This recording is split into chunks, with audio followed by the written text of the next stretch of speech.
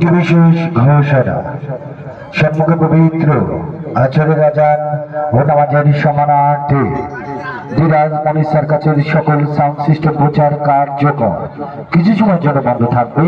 তবে ভিতরে খেলাধুলা চলবে, আমাদের টিকিট কাউন্টার খোলা থাকবে। আজান এবং নামাজের পরে পুনরায় ফিরে আসবো প্রচার কার্যক্রমে। সেটুকু সময় আপনারা ভালো থাকবেন, সুস্থ থাকবেন, আমাদের সঙ্গেই থাকবেন। ঘোষণাটি শুনলেন, ধন্যবাদ।